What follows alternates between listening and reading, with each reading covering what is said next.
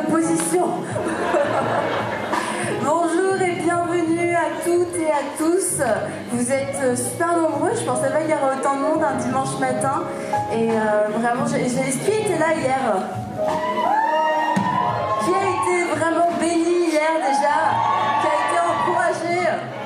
Moi je suis ressortie d'ici hier soir, j'étais boostée à fond, je me suis dit il faut que je me trouve un Goliath et que je lui tranche la tête. Il faut mettre ce message en pratique. Vraiment merci beaucoup Stéphanie, c'était super. Et comme vous l'avez entendu, je travaille pour le ministère Enseigne-moi pour MCI TV et aussi mon mari que vous connaissez sûrement, le pasteur Jérémy Saudril. Qui connaît Jérémy Saudril? Ah ouais, non mais on fait pas trop ouh, c'est la femme, doucement. Et avec Jérémy, on a un ministère qui s'appelle le ministère Inébranlable, comme le livre de Stéphanie. Et donc voilà, dans le cadre de ce ministère, on voyage, on écrit des livres, et puis on a une petite fille, une petite grande fille maintenant qui a 12 ans, que vous avez vu sur la photo tout à l'heure. Nous n'avons qu'une seule fille, c'est volontaire, nous avons compris pleinement le mystère de la Trinité. Amen. Et on a apporté des livres et je serai aujourd'hui, après la réunion, pendant l'après-midi, je vais aller à la table de livres. Donc je pourrai vous signer des livres et puis partager un petit mot avec vous, ça me fera plaisir. Donc tout à l'heure, on pourra se retrouver là-bas. Et donc aujourd'hui, je vais vous parler d'une histoire que j'aime beaucoup. L'histoire de Gédéon. Parce que je vais prendre ton message, Stéphanie, que tu ne l'écoutes pas. Non, c'est pas vrai. Je te laisse Gédéon. Je vais laisser Gédéon à Stéphanie. Mais j'avais à cœur de vous partager une histoire de femmes. Une histoire de femmes qui se sont levées. C'est Déborah et Jaël. Alors Déborah, beaucoup connaissent Déborah. Jaël, on la connaît un petit peu moins. Mais pourtant, Jaël est une femme aussi extraordinaire. Donc on va aller ensemble dans le livre de Juges. Oui, de Juges. Comme j'ai dit hier, n'ayez pas honte d'utiliser un sommaire, ce n'est pas grave. Ça ne fait pas de vous des sous-chrétiennes. Il y a beaucoup de pages quand même dans la Bible. Alors,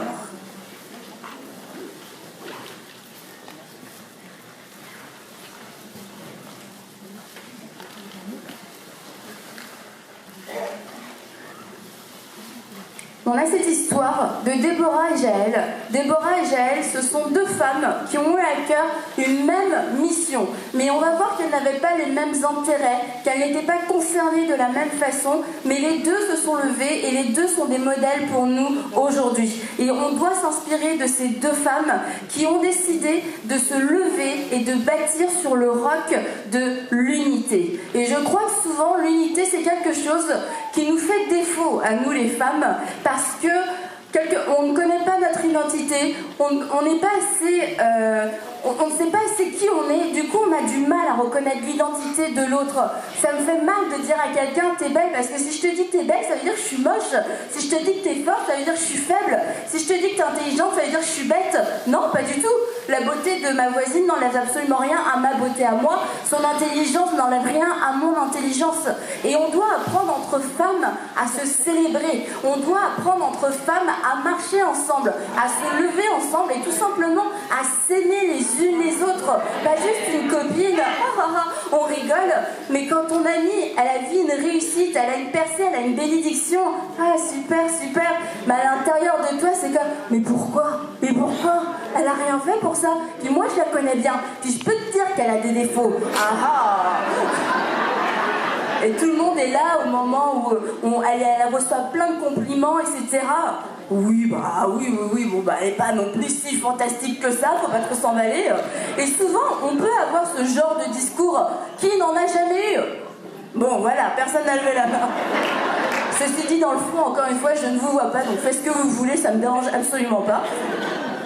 Et donc souvent entre femmes on a des pensées un petit peu bizarres comme ça, des rivalités, des jalousies, pas forcément super exposées, t'es pas là en train de, parce que je suis là, puis finalement dans ton cœur je t'énerve un peu, t'es pas là en train de me balancer des pierres, en train de me jeter des tomates, mais dans ton cœur t'es en train de te dire oui, bah, elle se la raconte un peu, etc. Avec sa trinité qu'elle a toute comprise, etc. Et ça va. Et on a ce genre de discours très très souvent. Et en fait, on se rend pas compte, mais ce genre de discours nous empêche de pleinement nous unir. Nous empêche de pleinement nous unir pour des causes qui en valent la peine. Et on a ce potentiel en tant que femme de pouvoir changer le cours de l'humanité. De nombreuses femmes ont changé le cours de l'humanité. De nombreuses femmes ont fait des choses absolument extraordinaires. Nous portons la vie en nous et on doit s'unir on doit s'unir pour porter ensemble la vie, pour porter un message de vie. Et nous avons besoin, mesdames, aujourd'hui, de nous lever et de prendre cette décision de bâtir sur l'unité. Même si ça nous coûte, même si on doit renoncer à certaines choses, même si ça va demander au Saint-Esprit de lui laisser faire une œuvre en nous, une œuvre de sanctification, une œuvre de transformation, de renoncer à la méchanceté, de renoncer aux querelles. Et vraiment, je voudrais vous encourager à ouvrir votre cœur ce matin et à laisser le Saint-Esprit vous parler et à vous montrer l'état de votre cœur. Sincèrement, vraiment, que vous soyez prête à voir qu'il y a peut-être des parties qui sont un petit peu sombres, des parties qui auraient besoin d'être transformées, des parties qui auraient besoin d'être juste ôtées, qu'il y a des choses peut-être ça vous empêche de pleinement marcher dans cet amour pour votre sœur, pour votre mère, pour votre amie, pour votre voisine, etc. Vraiment que le Saint-Esprit puisse vous parler, mais surtout que vous puissiez l'écouter et que vous puissiez avoir un cœur tendre aujourd'hui pour entendre cette parole et pour la recevoir et qu'elle porte du bon fruit dans votre vie.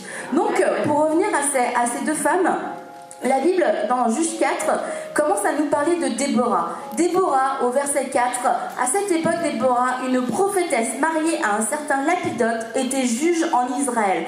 Elle siégeait sous le palmier de Déborah, entre Rama et Bethel, dans la région montagneuse d'Éphraïm, et les Israélites montaient vers elle pour être jugés.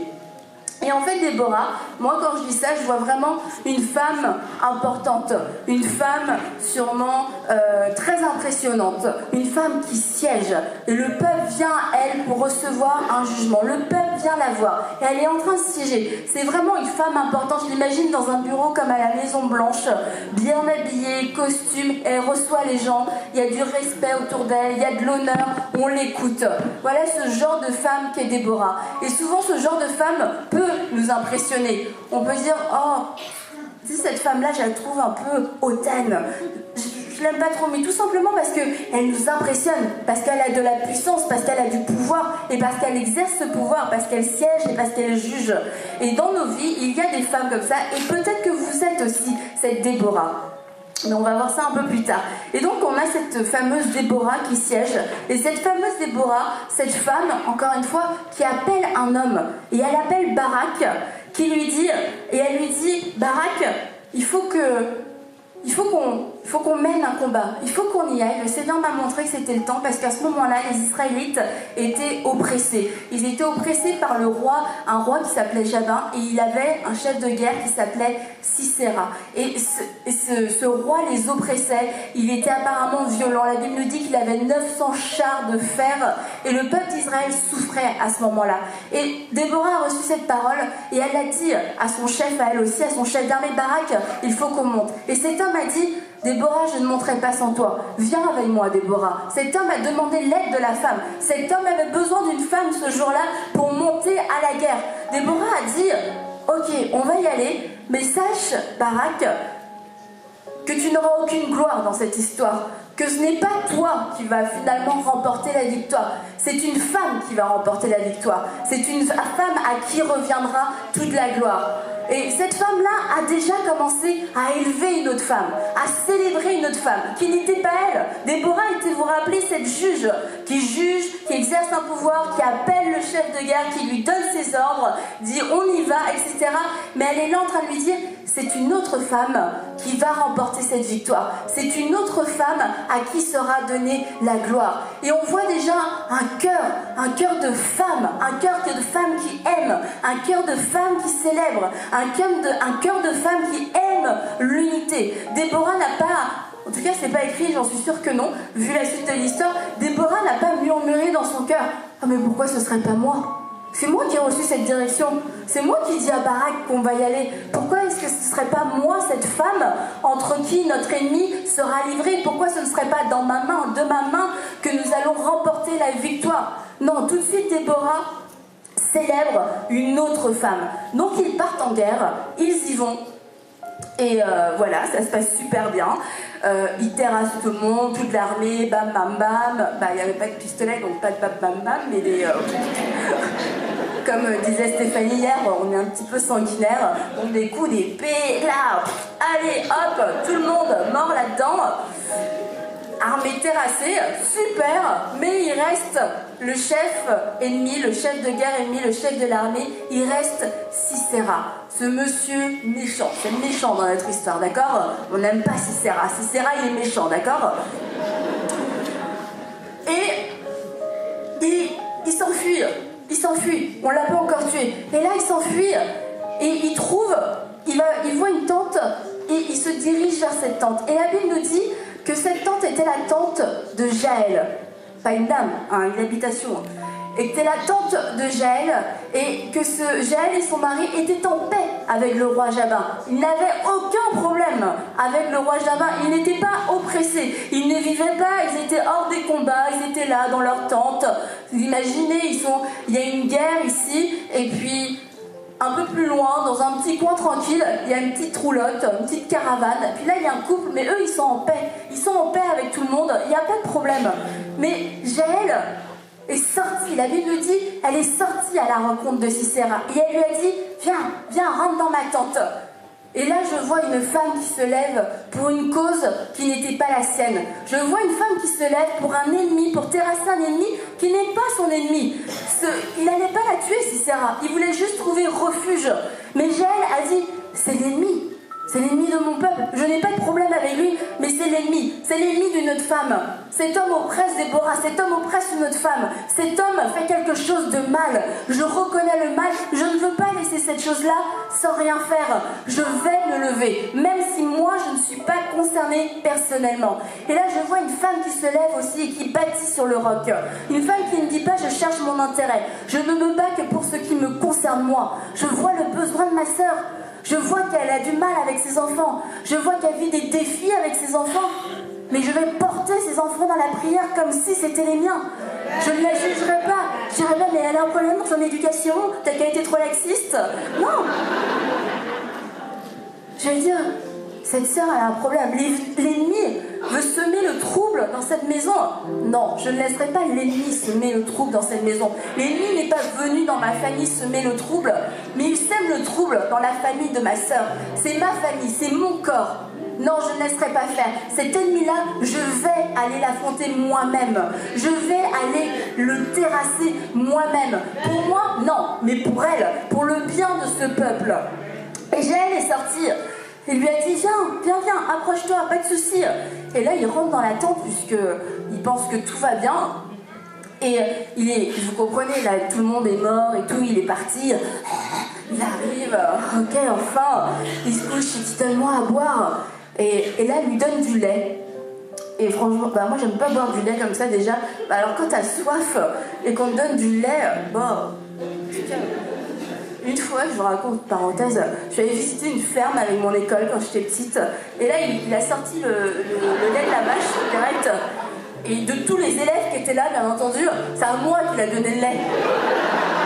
Je dis non. Et puis il me dit si, c'est très bon. J'ai bu, et là, j'ai craché par terre. Et là, il était trop fâché. Il me dit, mais tu sais que ça coûte super cher le lait. Et j'étais jeune, et j'étais polie et respectueuse, mais dans ma tête, je me suis dit, je t'avais dit que j'en voulais pas de ton lait. Donc, moi, là, je comprends, là, je me dis, Jaël, elle lui fait vraiment un mauvais coup, elle lui donne du lait, alors qu'il veut de l'eau. Donc, ne me servez pas de verre de lait, s'il vous plaît. Et il se sent un peu en sécurité, l'ennemi se sent en sécurité, et là, au verset 21, écoutez ça bien, au verset 21, Jaël, la femme de Héber, s'empara d'un pieu de la tente. Un pieu, c'est un morceau de bois pointu qui fait très mal. Vous voyez, peut-être que moi dans ma main il n'aurait pas fait aussi mal, mais dans la main de Jaël, je peux vous dire que ça fait mal. S'empara d'un pieu de la tente, mais ça n'a pas suffi. Jaël est une femme forte. Elle prend aussi un marteau et elle s'approcha de lui doucement. Et là, bam, elle lui a enfoncé le pieu dans la tempe. Et là, tellement fort que le pieu a traversé sa tête jusque par terre. Vous imaginez le truc, quoi. Elle lui a planté la tête carrément au sol. Comme tu plantes, je sais pas quoi, elle... Hop, la tête de Sisera était là, un pieu en travers de la tête. Ça n'a pas l'air de la traumatiser, en tout cas. Parce qu'il y a Barak qui arrive, et Jaël sort aussi à sa rencontre et elle lui dit « Hé, Barak, viens, je vais te montrer l'homme que tu cherches !» Il entre chez elle, et vit Sisera était étendu, mort, le pieu dans la tempe. Voilà. Normal, quoi. Un gars qui passe, il enfonce un pieu dans la tempe, et puis... Hé, au fait, viens, il est là, le gars que tu cherchais. Voilà, bon. Ça n'a pas l'air... tu vois, il n'y a pas trop d'état d'âme dans tout ça. Et là, quand je lis l'histoire de Jaël, je me dis, mais Jaël, mais quelle femme remarquable.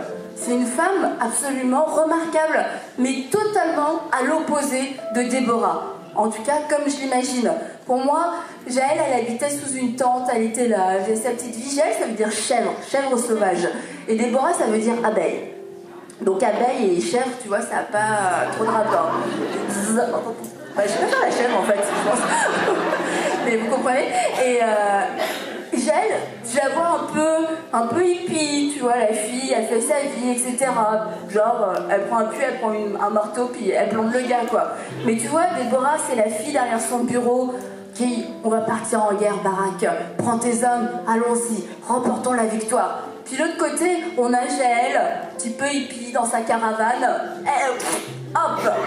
Deux femmes totalement différentes, mais deux femmes qui se sont unies pour une même cause, deux femmes qui se sont levées pour une même cause, deux femmes qui ne se sont pas vues comme des rivales, mais deux femmes qui ont discerné qui était l'ennemi réel. Que Déborah n'était pas l'ennemi de Jaël et Jaël n'était pas l'ennemi de Déborah. Elles ont démasqué leur ennemi commun. Et ta sœur à côté de toi, ta voisine, la femme à côté de toi, n'est pas ton ennemi. C'est pas elle ton ennemi. C'est pas elle. Et on se trompe de combat en essayant d'examiner les défauts de l'autre, de scruter ses faiblesses et puis d'en parler au premier moment venu pour être sûr que la sœur soit pas trop élevée parce qu'il faut pas non plus... Il faudrait pas qu'elle tombe dans l'orgueil, la sœur. Sérieusement. Si vraiment tu étais aussi concerné que ça pour elle, tu prierais un peu plus pour elle.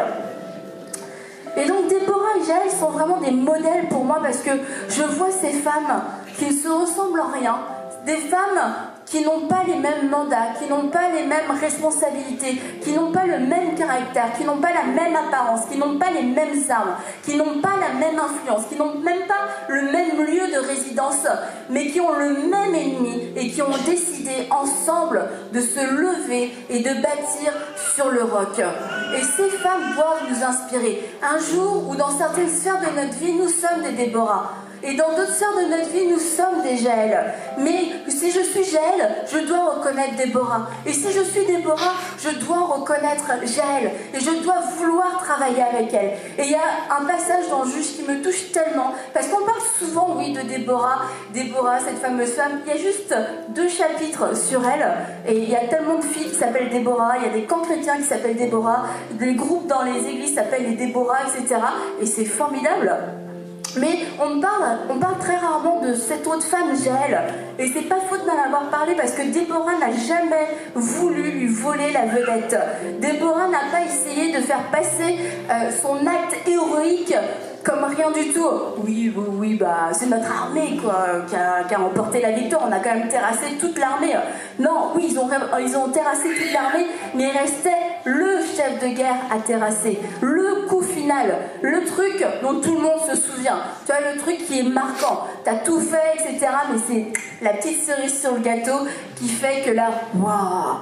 Et Déborah n'en a pris aucune gloire. Déborah n'a pas remis l'accent sur elle pour essayer d'éclipser tranquillement Jaël, pour essayer qu'on oublie Jaël. Non, Déborah n'a absolument pas fait ça.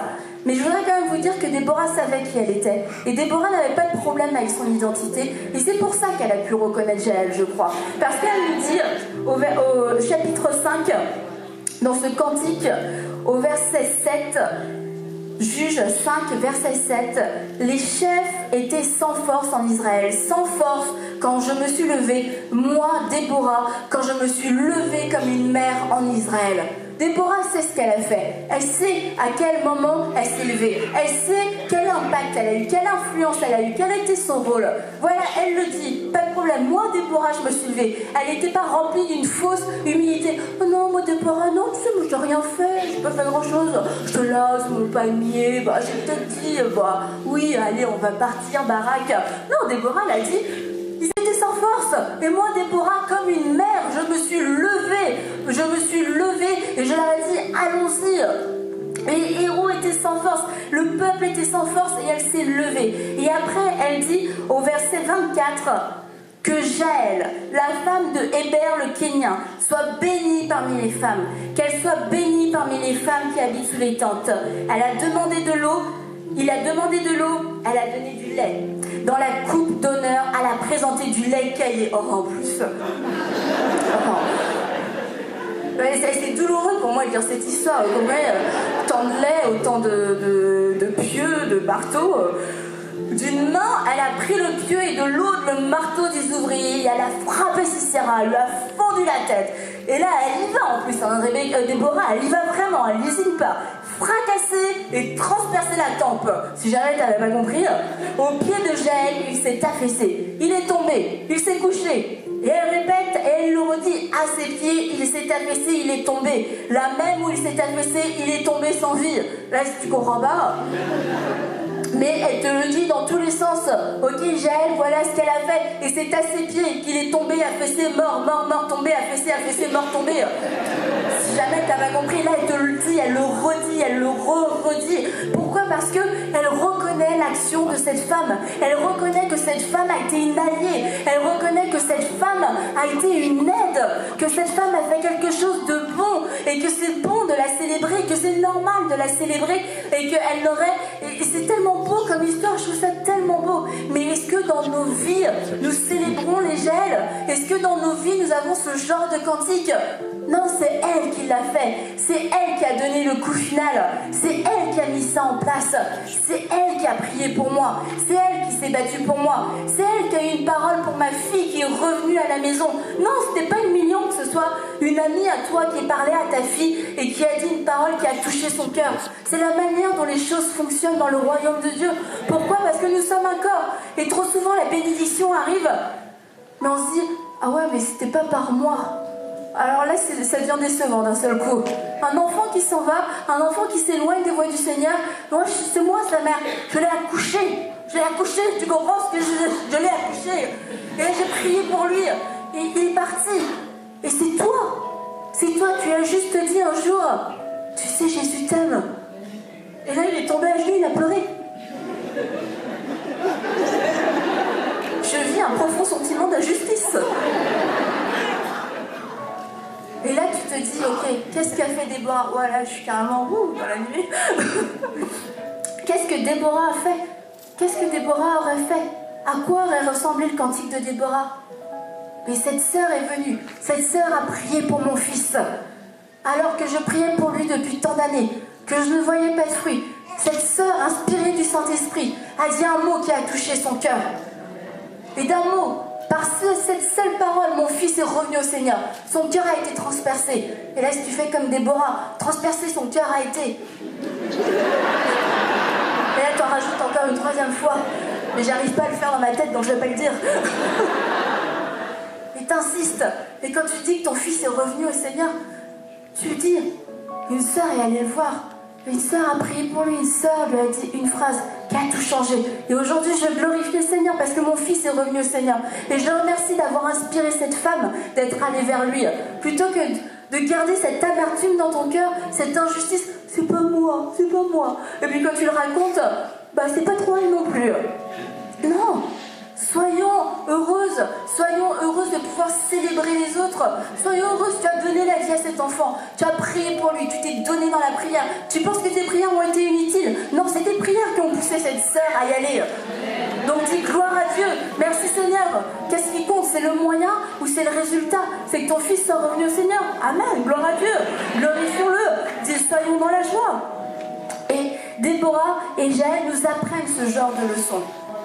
Et je crois que Dieu veut opérer des réconciliations. Et vous savez, quelquefois, on ne vit pas des divisions flagrantes.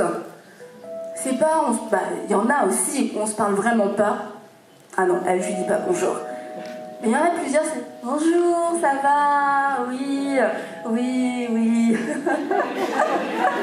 Et là, il y a une autre discussion à l'intérieur de toi.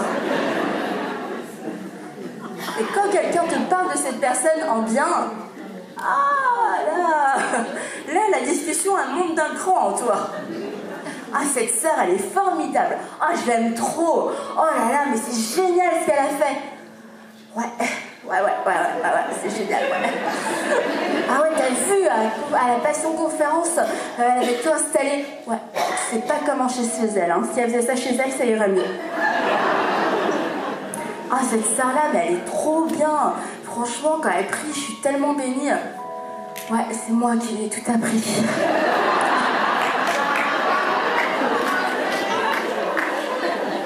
Si tu rigoles, c'est que tu l'as vécu.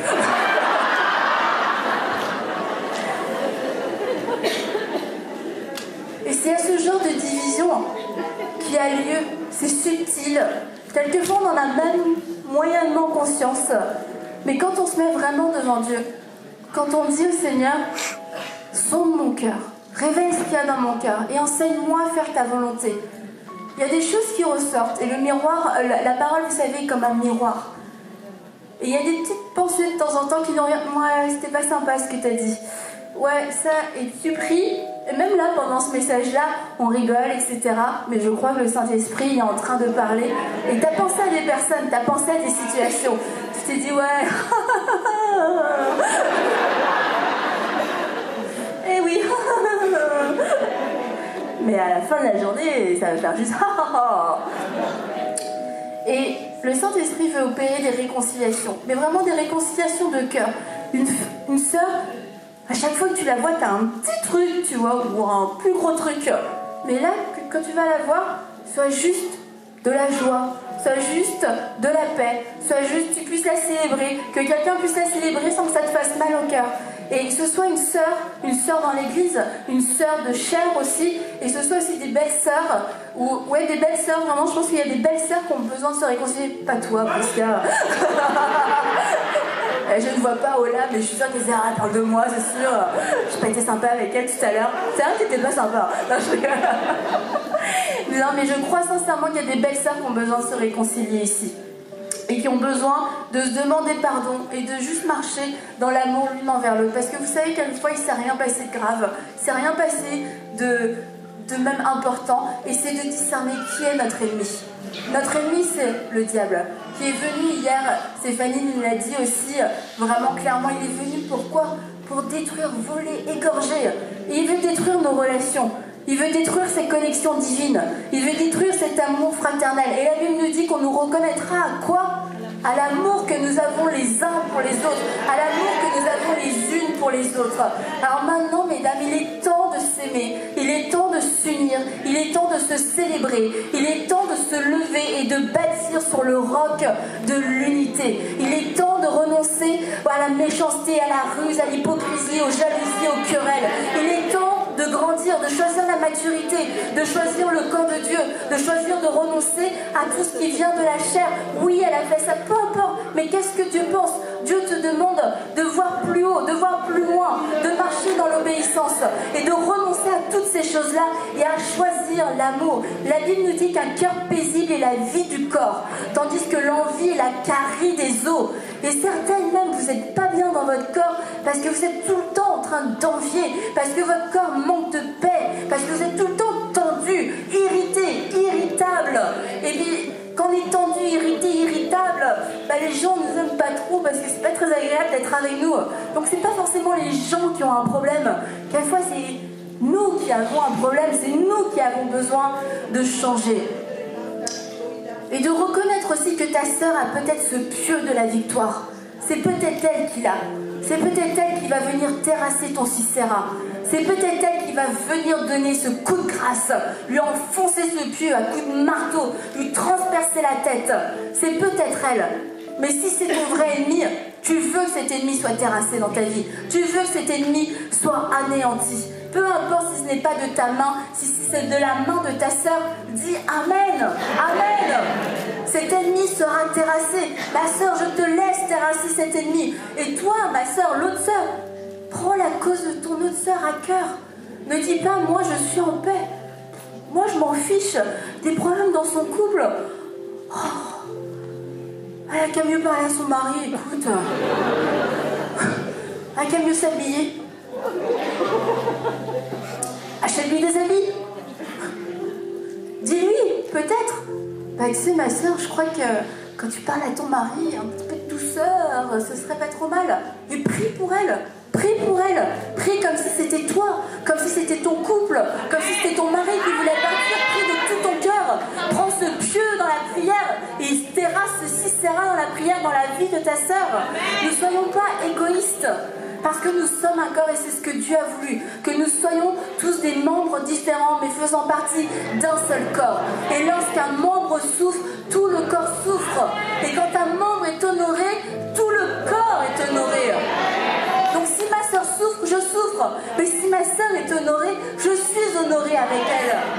Alors il n'y a plus de jalousie, il n'y a plus d'indifférence, il n'y a plus d'hypocrisie. Non, ça n'existe plus. Puisque je comprends que je fais partie d'un corps. Je comprends que ma sœur n'est pas ma rivale, que ma sœur n'est pas mon ennemi. Non, non, non, cette femme n'est pas mon ennemie. Je n'ai rien à lui envier. Gloire à Dieu. Elle a quelques centimètres de plus à la verticale. J'en ai quelques plus à l'horizontale. Gloire à Dieu. Il y a un juste partage, quelquefois. C'est juste qu'il n'a pas la même forme. Mais glorifie le Seigneur. Donc je voudrais vraiment vous encourager qu'on puisse passer un moment, qu'on puisse prier et qu'on puisse laisser le temps au Saint-Esprit de nous parler et de prendre des vraies décisions. Vous savez, j'ai dit, on a rigolé et je crois que le rire est une bonne chose. La Bible nous parle du rire, elle nous parle de la joie, mais que le Saint-Esprit parle dans ce moment-là et qu'il y a des vérités qui se sont déposées dans votre cœur aujourd'hui. Et que c'est pas parce qu'on a ri aujourd'hui que ça ne portera pas de fruits, que ça ne changera rien dans ta vie. Si aujourd'hui tu te réconcilies avec ta sœur, c'est peut-être elle qui a le pieu de la victoire. Ta vie va changer, ta vie va être transformée. Et peut-être que c'est toi aussi qui as le pieu de la victoire pour cette sœur. Elle t'énerve. Oh, t'aimes pas son caractère. Oh là là, qu'est-ce que t'agace, elle te parle. Rien de voir son nom sur ton téléphone, t'as envie de jeter ton téléphone. Cette sœur, elle a besoin de prière. Peut-être que c'est toi qui as le pieu de la victoire. Donc ne soyons pas égoïstes. Et laissons aujourd'hui le Saint-Esprit nous parler, remettre les choses à notre place. Et si on a besoin de se repentir, parce que nous avons été des femmes qui avons marché dans les rivalités, qui avons marché dans les querelles, dans la médisance, demandons tout simplement pardon à Dieu. Demandons-lui pardon. Il n'y a aucun souci avec ça. Parce que il est déjà au courant, de toute façon. Et 2, il veut que ça change dans ta vie. Et pour que ça change, on doit passer par la case de la repentance. Donc si tu veux que ça change, humilie-toi devant Dieu. Humilie-toi ce matin. Et si tu sais que tu dois lui demander pardon à quelqu'un, si tu sais qu'il y a des réconciliations qui doivent avoir lieu dans ta vie, agis rapidement, ma sœur. Agis rapidement. Fais-le. Envoie un message. Passe un coup de fil. Envoie un mail. Va voir la personne. Dans les jours à venir, règle cette affaire. Vraiment, règle cette affaire. Choisis l'amour. Comment on peut vaincre le mal en faisant le bien. Alors fais le bien. Là, ne tarde pas. Vraiment, ne tarde pas à le faire. Et tu vas voir, tu vas t'humilier. Et tu vas voir quelque chose de puissant ressortir de tout ça. Donc, on va prier ensemble. On va prier tout simplement.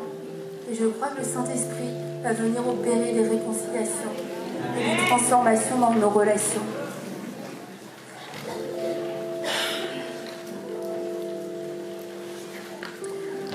Alléluia. Merveilleux Saint-Esprit, je crois que tu as déjà commencé à parler à de nombreuses femmes. Il y a des noms qui sont montés, il y a des situations qui sont montées, il y a des personnes, des visages qui sont montés. Alors Seigneur, maintenant je te demande de donner la force à ces femmes ici, de prendre la bonne décision, de laisser l'amour que tu as déjà répandu dans leur cœur se manifester pleinement. Que ces femmes choisissent le pardon, que ces femmes choisissent l'amour, que ces femmes choisissent de marcher dans l'esprit. Que ces femmes choisissent tout simplement, Seigneur, de t'honorer, en t'obéissant, en se mettant de ton côté. Saint-Esprit, merci pour ton œuvre qui est en train de s'opérer maintenant même dans les cœurs. Alléluia, Saint-Esprit, merci pour la lumière que tu mets dans les cœurs. Il n'y a plus aucune condamnation pour ceux qui sont en toi.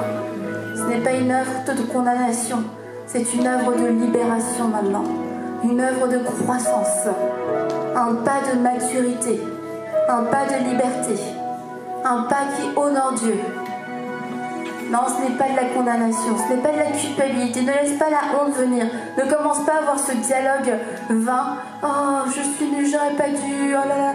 Non, dis, Seigneur, j'ai mal agi, j'ai mal fait, j'ai mal parlé, je n'ai pas aimé. Mais aujourd'hui, Seigneur, je te demande pardon. Je te demande pardon. Tu m'as donné un cœur de chair pour que je puisse aimer, manifester ton amour. Et aujourd'hui, je choisis de manifester cet amour. Je refuse de revenir en arrière. Je choisis d'aimer ma sœur. Je choisis l'amour. Je choisis d'aimer. Mentionnez ce nom de la personne que vous choisissez d'aimer. Je choisis d'aimer cette personne. Je choisis d'aimer cette sœur. Je choisis le chemin de la réconciliation. Je choisis le chemin de l'amour. Seigneur, donne-moi la force de pouvoir reprendre contact avec cette personne. Donne-moi la force de pouvoir aller voir cette personne dans l'amour. De pouvoir lui demander pardon. Donne-moi la force, Seigneur, de pouvoir me soumettre à ta parole que j'ai entendue aujourd'hui et qui a la puissance de transformer ma vie. Je veux que ton règne s'installe, Jésus. Ton règne. Un règne de justice, un règne d'amour, un règne de compassion. Alléluia.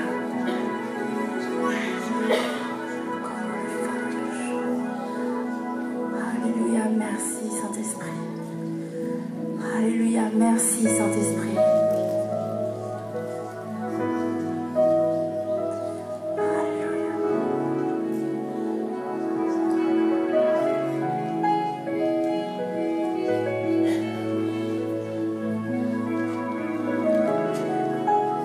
Alléluia. Nous allons passer un moment encore ensemble dans la présence de Dieu. Et on va le louer, on va l'adorer. On va lui dire merci pour ce qu'il a fait. Merci pour ce qu'il a fait. Et je veux vraiment insister sur ça. Ne tombez pas dans le piège de la culpabilité ou de la condamnation parce que vous avez mal fait. Dieu ne se lasse pas de pardonner. Il nous pardonne. Il nous pardonne. Il est bon. Ses bontés se renouvellent chaque jour. Ses bontés se sont renouvelées pour toi aujourd'hui. Il y avait cette provision de bonté pour que tu puisses être pardonné, pour que tu puisses te relever. Mais Dieu te dit aujourd'hui, tu as mal fait, c'est vrai, tu as demandé pardon. Je prends ton péché, je le jette dans la mer de l'oubli. Maintenant, regarde devant, marche dans l'amour. Et je vais te donner la force, le courage dont tu as besoin. Mais tu as reçu cet esprit de force et de sagesse pour aimer, pour aimer, pour aimer, pour célébrer ta sœur, pour aller demander pardon, pour t'humilier. Tu as reçu cet esprit de force et de sagesse. Alors ne tombe pas dans le piège de la condamnation. Parce que ce n'est pas l'œuvre de Dieu. C'était l'œuvre du Saint-Esprit que de te montrer les choses à régler. Et c'est aussi l'œuvre du Saint-Esprit de te montrer le comment et de te donner la force de le faire. Et le reste, laissez ça de côté.